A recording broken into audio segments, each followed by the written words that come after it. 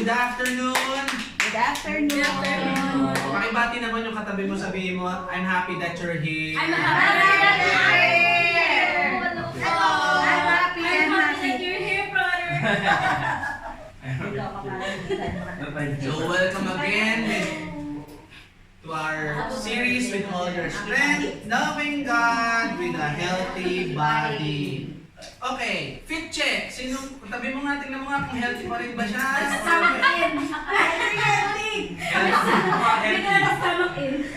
Healthy ba? For talk 3, we're talking about movement magnifies the Lord. May iniwala ba kayo na ano? Lahat 67. Hi! Welcome. May iniwala ba kayo na tayo lahat ay tamad? Another party problem. Are we all of us are lazy, yes or no? Yes. Sino dito aminadong tamad na tamad siya? Me!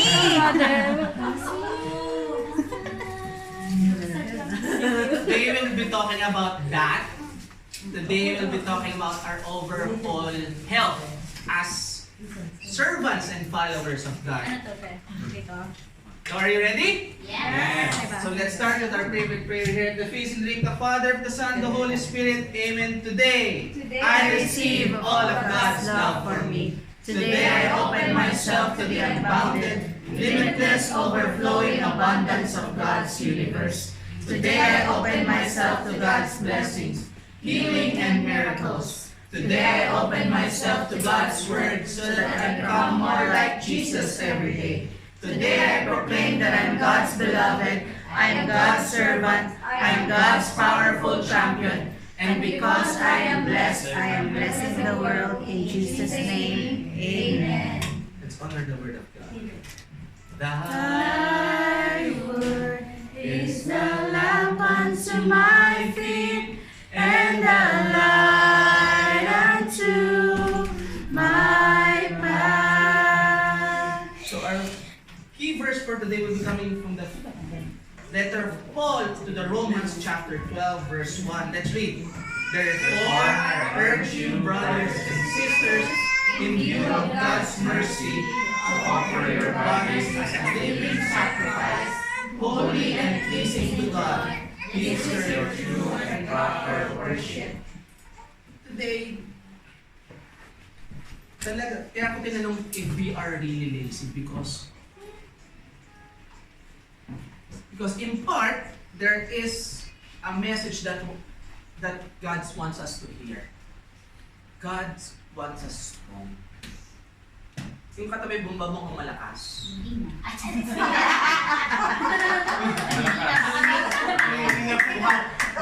Mukha ba siyang malakas or kulang pagod-pagod or kulang sa nutrisyon?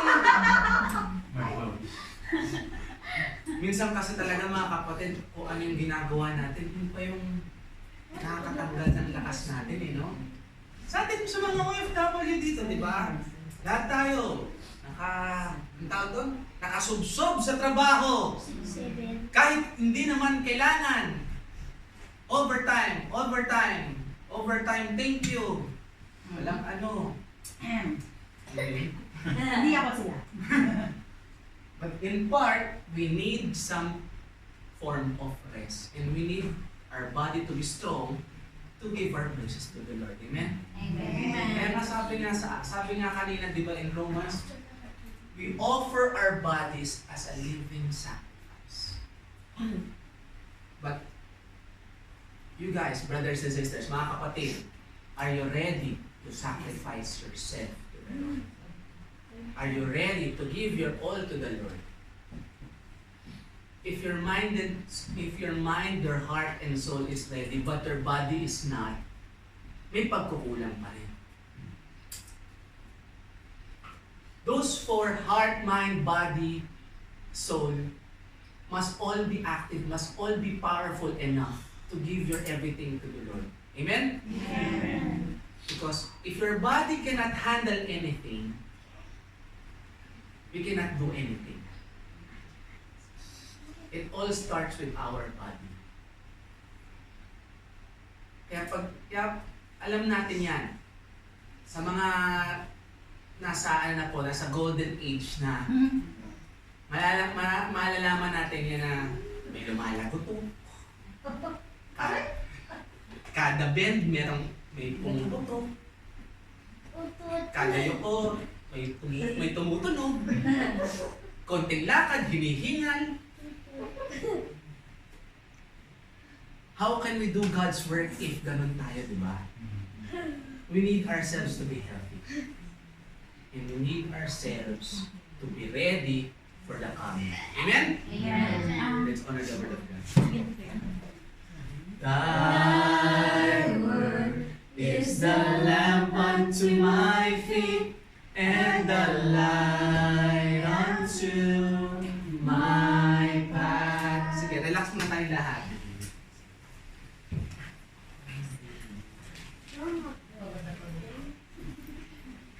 Sino ditong pagod? Let's start with that. Kaya pa. Sino dito ang kulang sa pahinga? Taas ang kamay. Kami rin.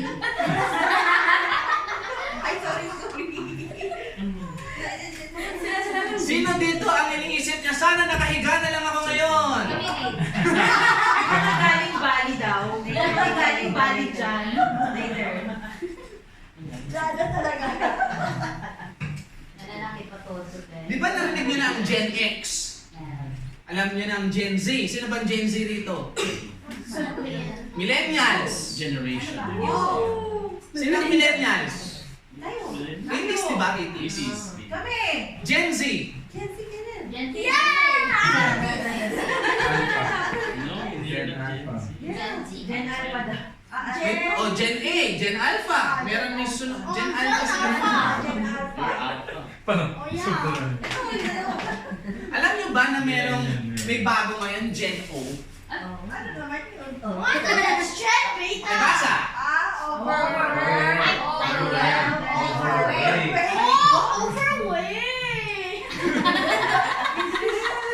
Nauuso yan ngayon. Believe it or not, let's start with this talk with numbers, with statistics. 40% of Filipinos are currently classified as overweight or obese. Based yan sa DOST NFRI. Oh, bro. 40% of adult Filipinos are physically inactive. Ay, hindi ba ako? Ano ko yan? Kasi, eto, 84 to 93% of Filipino adolescents do not meet the global recommendations of physical movement. Bakit? Laging nakaupo. Laging nakaupo, naka-computer, naka-tablet. Unlike nung previous generations, Yes. no gadgets yet, Kaya namin.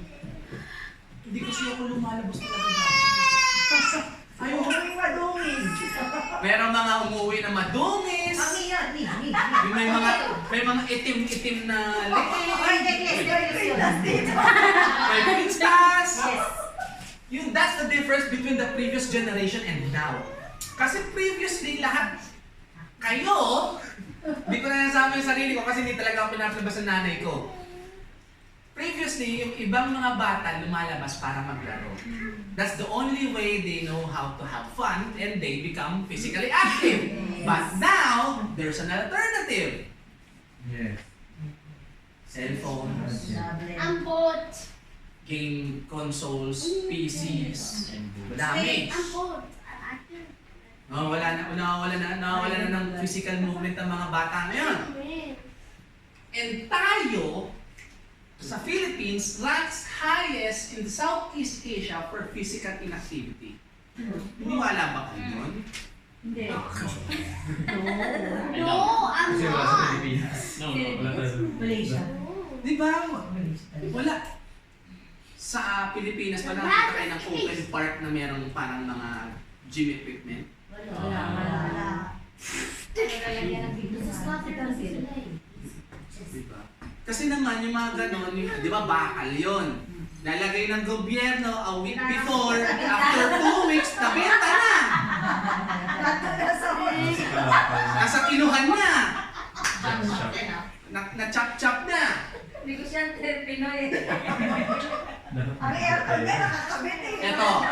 Naniniwala ba kayo dito? Philippines ranked one of the 5 top laziest walkers in the world. Yes. At an average of 4,000 steps a day. Yes. Nakikita ko kasi sa phone. 4,000 naman. Di ba? Kaya, eto, alam nyo ba, other than traffic, ang naging reason kung bakit naging mabentang ang motorcycle taxi sa atin is because of this. Yung mga joyride, mga angkas, yung mga yan. Yung iba daw, karamihan, most of their customers daw, it's not about the distance, long distance. Kumbaga from, ano ba magandang example sa Pilipinas? From PICC to Vito Cruz, na ay, hindi naman masyado na malayo yun. From PICC to Star City, minomotor pa. Ay, mainit kasi. Oo, mainit, brother. From PICC to Star City, minomotor pa daw yun. Yun ang yung distance na yun, yung short distance na yun, yun ang average highest hailed ng mga customers ng mga motor. So hindi nakakapaglakad ng mga Pilipino, kaya tayo yung mga tamad daw maglakad. Pero paglabas naman ng mga Pilipino sa Pilipinas, well, alam nyo na. Lakas eh. Yung mga lalo na yung mga nagko-commute. Alam nyo na yung mga ang sistema dito. But again, we need 8,000 and 10 to 10,000 steps a day to maintain a baseline of health. May naka-achieve na ba dito nun? Araw-araw? Consistently. Ako late. Ay, okay. Consistently. Consistent ha? Sobra pa! Kasi minsan, Last week. 10,000 one time. yung 10,000 na isang buwan lang sa akin. Sa araw lang sa amin yan. Obviously, when I go to training. Ito ang mga, again, we're talking about numbers here. Ito yung mga, lack of physical, mga diseases linked to lack of physical movement. Heart disease, cancer, stroke, diabetes, hypertension diseases. Sino dito ang nakabingo? G. Kung may bingo card, sino tumama sa 5? Wala ako dyan. Ayun. Ah. Yan ang maganda. Patay ka man yan. Ngayon, ang life expectancy daw ng isang Filipino is 71. So I read somewhere na hindi na daw 45 ngayon ang tinatawag na middle age. Yung midlife crisis daw, it doesn't start with 45 anymore. It starts 35 to 38. Dahil sa life expectancy of 70. No, it's because of them.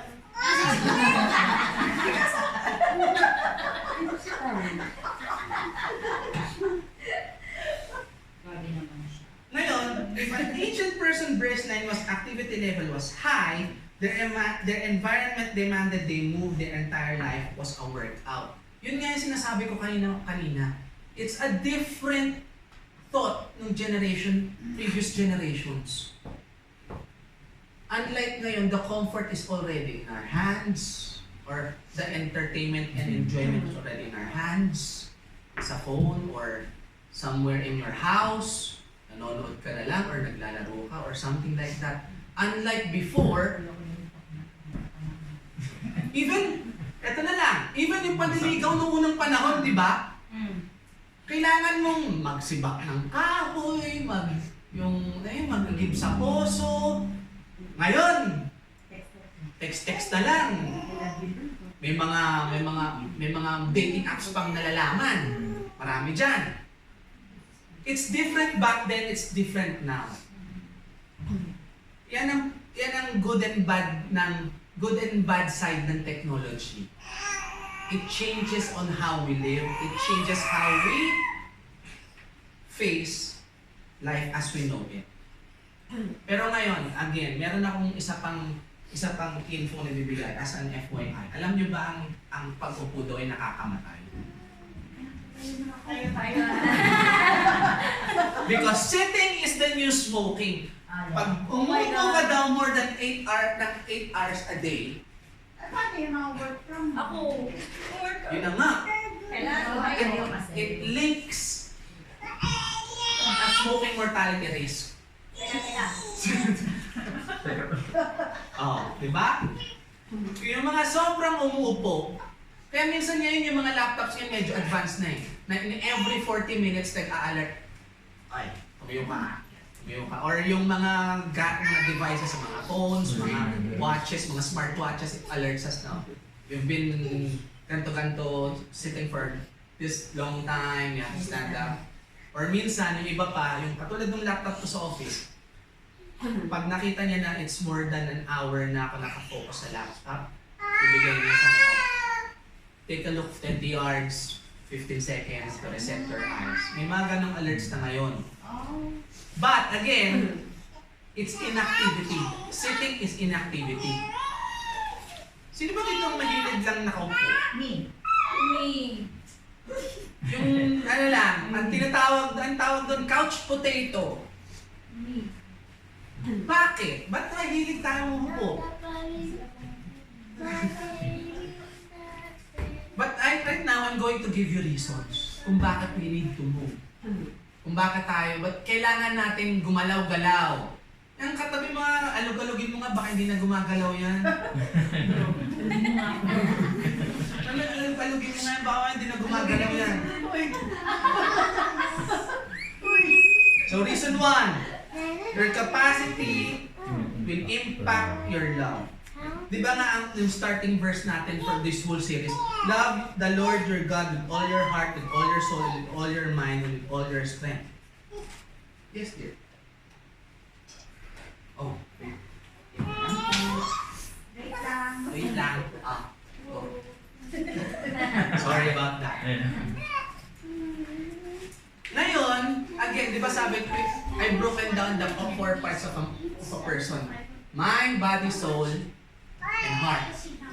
Kapag hindi gumana ang isa, you're not a full person. It's these 4 parts of a human, of a person, gives us the capacity to love.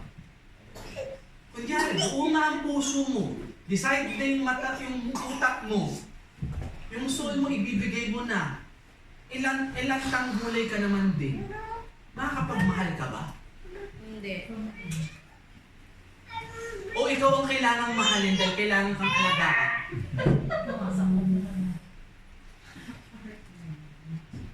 It will be a different scenario. Imbis na ikaw ang bigay ng magmahal, ikaw ang naghahanap ng magmamahal sa'yo.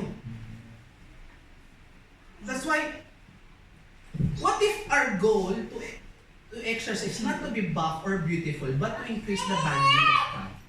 Meaning, yung mga, sino ba dito nagpa-participate sa mga marathon? Sino na yun? Yung mga naglaro sa basketball league, or anything active. Training. That's dancing. Dancing, sa gym. What if hindi naman talaga ang reason is for you to be healthy? What if the true reason is you are an extension of God here on earth? Kailangan niya ng active. Kumbaga sa octopus galamay. For Him to move para gumalaw yung mga plano niya rito sa mundo. Because how can you act if your body is down? If lobat ka? How can you fulfill the second greatest commandment if you cannot move at all? Sipin natin yung mga kapatid. Reason 2. We're designed to do God's work. Most of them are physical. Sabi nga in Ephesians, for we are God's handiwork, created in Christ Jesus to do good works, which God prepared in advance for us to do. Like in connection na sinabi ko kanina, we are really here as the physical manifestation of God. Ayaw mo man sa hindi, kaya sa narinig, ang ganda rin ang narinig kong homily yesterday dun sa mass na natenda namin ni Ma'am Michelle katabi. Whatever your profession, ito yung pinaka-takeaway ko ba? Whatever your profession is, you are serving God full-time. Ayaw mo man sa hindi, but it's your life's purpose. Ask me why. Why? We're going back to the Old Testament. You are the image and likeness of God. Amen? i-deny mo man sa sarili mo, i-deny mo man sa ibang tao, ikaw ang manifestation ni God dito sa mundo. Ikaw ang inaasahan niyang gumalaw para sa Kanya dito sa mundo. Because eto, may kukwento lang ako. I remember one classmate of mine, nilalaglag ko ng mga classmate. Ang performance ko talaga yung Marites. Nilalaglag ko rin mga... I have this classmate of mine, nagtatanong siya, Jay, bakit kaya sa tingin mo ang tao hindi perfecto? Tinanong niya sa akin, sabi ko, kung nasa school naman tayo, hindi ka naman nakain. Bakit hindi na mga tanong mo? Alam yung mga tipong mga tipong usapang out of nowhere. Sabi, napagtantuan ko lang kasi Jay, sabi niya sa akin, ikaw maganda ka magsulat. Maganda ang handwriting mo. Ako ang pangit. Ako magaling sa math, ikaw kinokopyahan mo ko. Di ba mga tipong gano'ng mga hirit? Sabi ko, ano ba, nagtatanong ka ba o iniinsulto mo ko? Mga tipong gano'n. Ngayon, nagtanong ako, napaisip din ako. Sakto nun, the night itself, meron akong scheduled, magsaserve ako as altar server sa simbahan namin. Tinanong ko sa pare, sa pare's place namin, sa Father Olive, ano ba? May tanong sa akin yung friend ko, sabi sa kanya. Sabi niya, if each of us are perfect, walang magiging improvement sa buong mundo. Sabi niya sa akin ganun. Bawat isang tao, if we may be sabi niya sa akin, we may be the image and likeness of God here on earth, but we need to complement each other to be perfect. Kaya nga niya tayo binigyan ng ability to love. Kasi nga, we need to complement each other. So, every time we do something, we do, kunyari, we're here. Ito yung mga nag-assemble ng lugar natin, nag-ayos ng mga talks, si Brother Bo, nagsusulat ng mga talks natin, and mga ministries natin mga mercy ministries natin sa Manila. Each of it has a different purpose. Each of it has a different function. But it's never completed without the help of the other. Ang light of Jesus will not be light of Jesus without Brother Bo. Diba? Alam niyo yan. Because Brother Bo is the one who founded. It will not expand internationally kung hindi dahil sa ating mga immigrant na missionaries.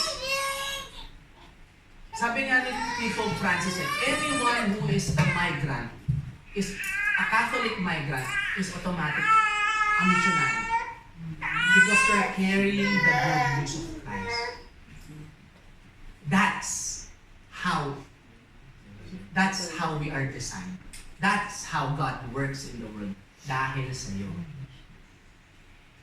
Kung ang isang, sorry for the term, kung ang isang galamay ni Lord ay may sakit, the mission is not complete.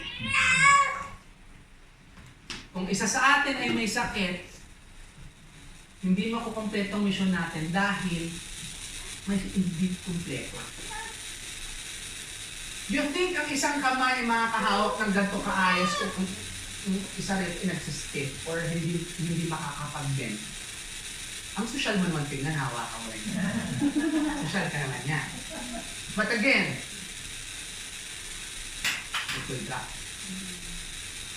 Because the grip is not complete. That's how we work. When the grip is complete, the work for God is complete. Amen? Amen. Next reason. We're designed to do God's work. Yeah. Next reason. We want to offer a strong body to God.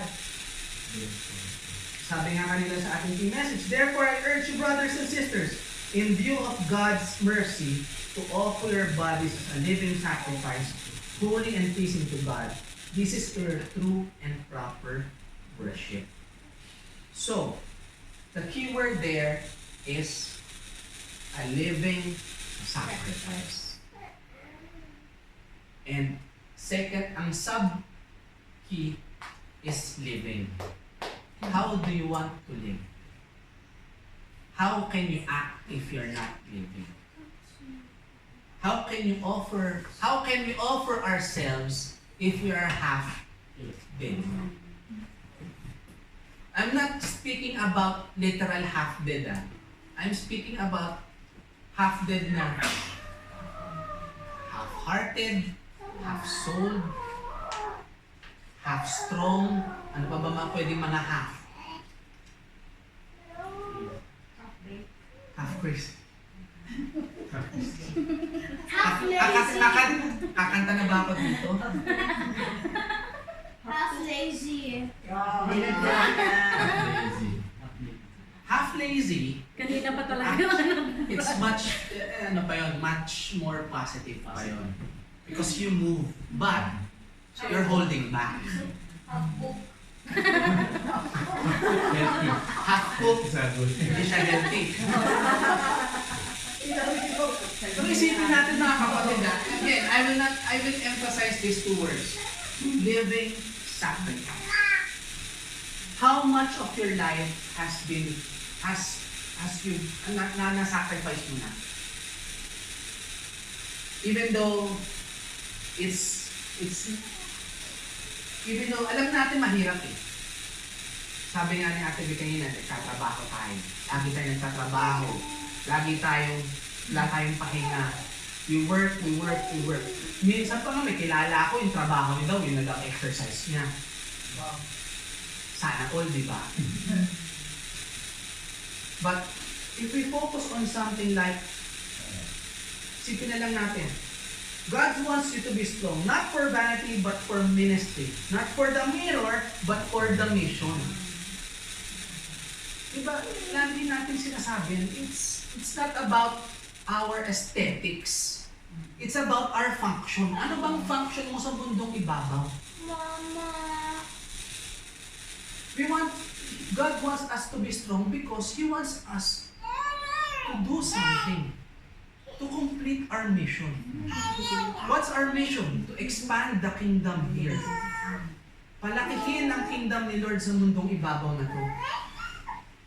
But how can we do that if we're, kunyari, nasa bahay lang tayo, nakaupo, nakahiga, lumalantak ng, ano ba mga masarap na chichirya ngayon? But, ngayon meron ako mga bibigay sa inyong 2 words ha. Anong pagkain?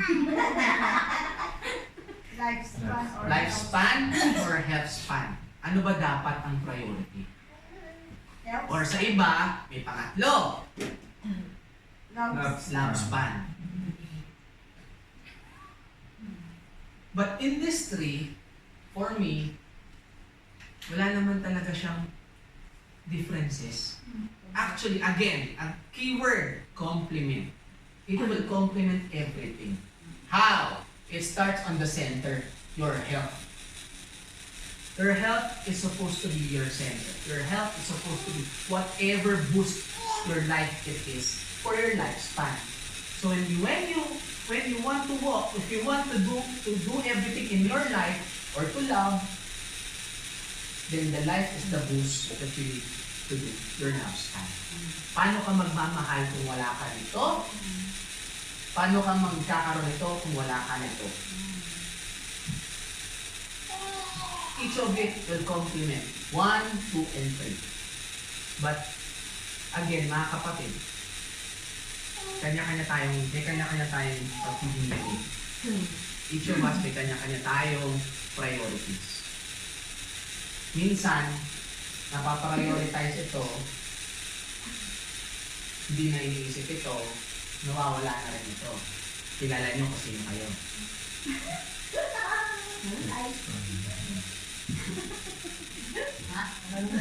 Nag-loading ka na sa Kilala nyo kung sino kayo. Minsan, napaprioritize ito at ito, nagiging selfish, nawawala ito. For you to be a complete human, you have to be all of this. No priorities, all are equal, all will complement your life. Amen? Amen. Let's stand up.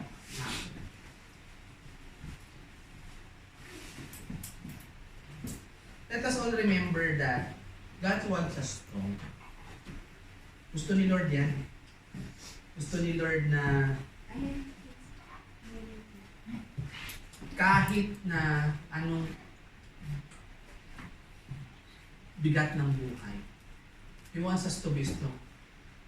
Not only for our health's sake, not only for our bodily sake, but for our heart, for our spirit, for something na maibabalik natin sa Kanya.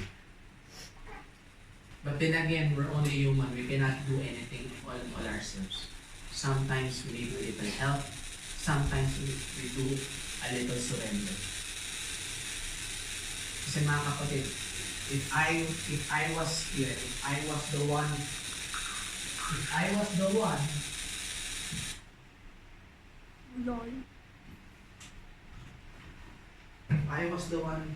who's gonna tell you what to do, just an additional tip for us to be a full servant of God. We need to take care of ourselves.